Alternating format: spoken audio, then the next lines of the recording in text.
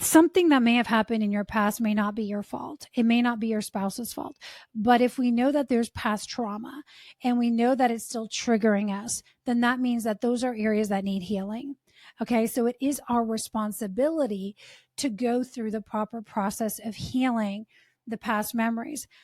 I work with a lot of couples where they've had things happen in the past, things have been said, things have been done, pain has happened, wounds have happened, and then they try to sweep it under the rug. Don't want to bring it up, don't want to talk about it. I just want it to go away. And so they kind of avoid it, but the triggers are still there, right? The wounds are still there. And so the body just naturally does what the body's supposed to do. It goes into survival mode. And this is important because I'm not one of those people that prescribes to, oh, you got to be healing forever. Some people are addicted to always having to talk about the past and always having to rehash it. This isn't about bringing everything up from the past. It's about understanding how the body is designed. The body is designed for survival, first and foremost. And so if the physical environment doesn't feel safe, the body is going to shut down. Okay. It's going to wall up. Often what I see is exactly those two things. One person gets really defensive, walled up, and it's like a hard brick. You just can't get through them, right? They've got walls up. They're trying to make sure that they're going to be safe. They're going to be okay. Or the opposite happens and they just shut down. It's, whoa, where'd you go? Like you disappeared. No energy, no desire to show up, tired all the time, exhausted, basically unavailable.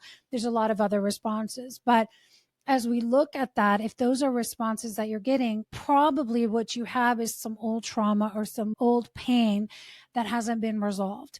And so instead of getting mad at each other, which often happens, when are you going to get over this? When are we going to be done with this? When are you going to move on?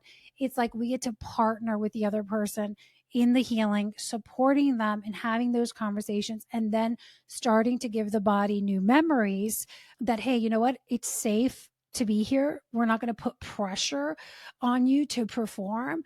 You're loved here. You're wanted here. Okay. And the last thing I want to say here is that it's really important that the body knows first and foremost that I'm safe. I come out of survival mode. Once the body feels safe, it can start to relax and it can actually start to receive and then have the desire to give. I just really want to make sure that I get this before I jump into more practical, tactical things. If you are noticing that your spouse is really defensive, really armored up, really walled up, you can't talk to a wall. Okay. You need to pay attention to that and try to understand, seek to understand what is creating the resistance, what is going on. And so there are some things you can do, like you could create gentle touch, non-sexual touch, right? That is more affectionate, not defensive. You can initiate conversations and do so from a place of curiosity. Hey, what's going on? What's coming up? The work is that you don't get triggered and you don't make it about you, but you give your partner an opportunity to actually talk about, process, and be heard. Because it's amazing when we start to name the things that create the walls start to come down. And then once the wall is down and our partner is out of survival mode or defense mode, now we can actually come together. We can hug, we can kiss, we can make love. We can do so from a different state.